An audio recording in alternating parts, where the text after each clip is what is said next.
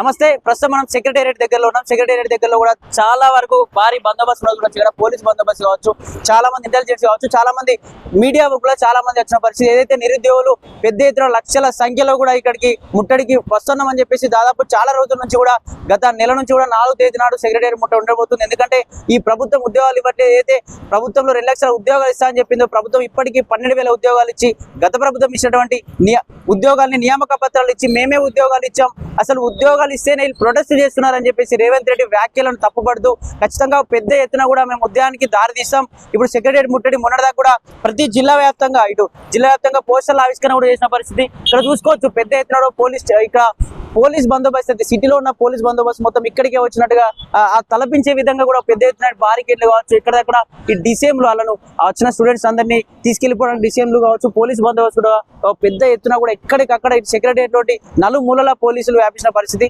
అలాగే అశోక్ నగర్ లో చాలా మంది అశోక్ సార్ కావచ్చు, జనార్దన్ కావచ్చు, అస్మా కావచ్చు, ఇంకా మిగతా ఉన్నటువంటి ఆ నాయకులు ఎవరైతే ఉన్నారో విద్యార్థి నాయకులు కావచ్చు, నిరుద్యోగులంతా కూడా వాళ్ళని ఎక్కడెక్కడ అశోక్ నగర్ లోనే అరెస్ట్ చేసి దగ్గరలో ఉన్నటువంటి సమీప పోలీస్ స్టేషన్ లో కూడా తీసుకెళ్లిన పరిస్థితి.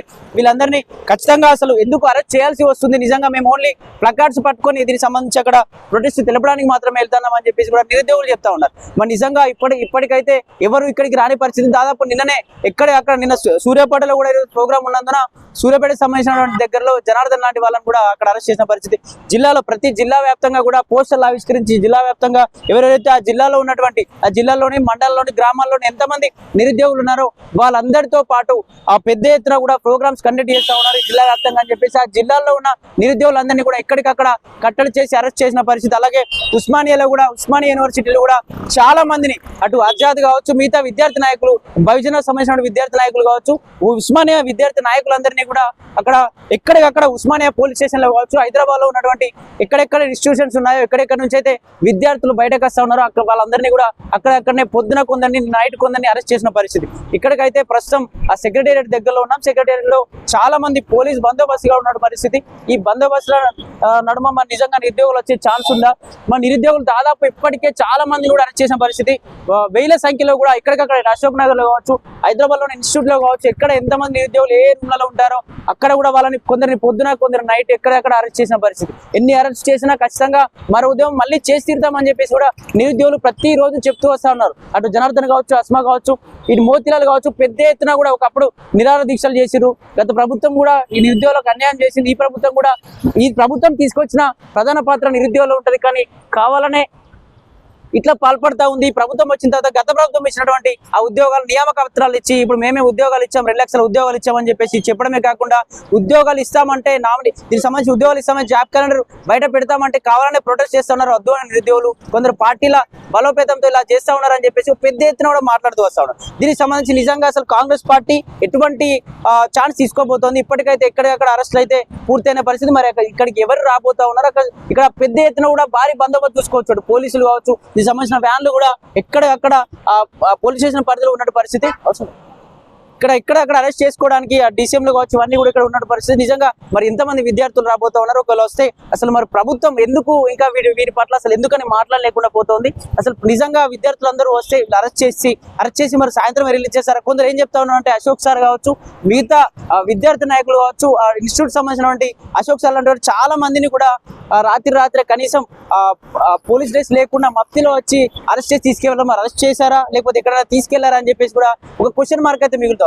నిజంగా ఇక్కడ భారీ పోలీస్ బందోబస్తు కూడా ఉన్న పరిస్థితి. నిజంగా మరి రేవంత్ రెడ్డి గారు ఎందుకు స్పందించట్లేదని చెప్పేసి నిరుద్యోగులు కూడా పెద్ద ఎత్తున ఉద్యమాలకు పాల్పడతా ఉన్నారు. ఈ రోజు సెక్రటేరియట్ ముట్టడి ఇది కూడా ఫలించకపోతే నెక్స్ట్ కూడా పెద్ద ఎత్తున కూడా మేము మరొక ఉద్యమానికి దారి తీయాల్సి వస్తుందని చెప్పేసి నిరుద్యోగులు చెప్తా ఉన్నారు.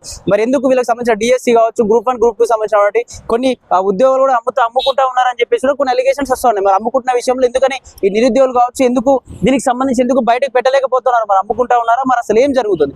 నిజంగా దీనికి సంబంధించి చాలా మంది కూడా అరెస్ట్ అయిన పరిస్థితి. మరి ఎవరెవరు రాబోతా ఉన్నారు? ఒకవేళ వస్తే వాళ్ళందరినీ మరి నిజంగా అరెస్ట్ చేసి రిలీజ్ చేసే ప్రక్రియ ఏమైనా ఉంటుందా? మళ్ళీ ఎందుకంటే జిల్లాల వ్యాప్తంగా సూర్యాపేట కావచ్చు, మహబూబ్ నగర్ కావచ్చు, సిద్దిపేట దీనికి సంబంధించి అంతటా కూడా దీనికి సంబంధించి పోస్టర్ ఆవిష్కరణ చేసి జిల్లా వ్యాప్తంగా కూడా ఉండబోతోంది అని కూడా చెప్తా ఉన్నారు. మరి నిజంగా ఏం జరగబోతుంది? పెద్ద ఎత్తున కూడా అన్ని విద్యార్థి సంఘాలు నిరుద్యోగులందరికీ కూడా ఇటు బీసీ సంఘాలు కూడా సపోర్ట్ గా ఉన్నాయి. ఇటు బీసీ సంఘాలు కావచ్చు, నిరుద్యోగులు కావచ్చు, పెద్ద ఎత్తున నిరుద్యోగుల సంఘాలు అయితే ఇక్కడికి రాబోతా ఉన్నామని చెప్పేసి సమాచారం ఇచ్చిన పరిస్థితి. కానీ చాలా మంది 1000కు పైగా కూడా ఎక్కడికక్కడ అరెస్టులు కూడా అయిపోయిన పరిస్థితి.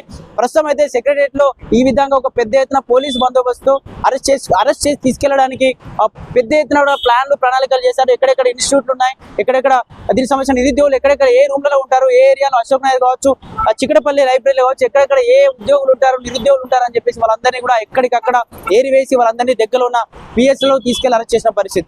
నిజంగా మరి మనం రిలీజ్ చేసిన తర్వాత మళ్ళీ ఏమైనా ప్రకటిస్తారా? ఇప్పుడు సెక్రటరీ దగ్గర మరి ఏం జరగబోతుంది?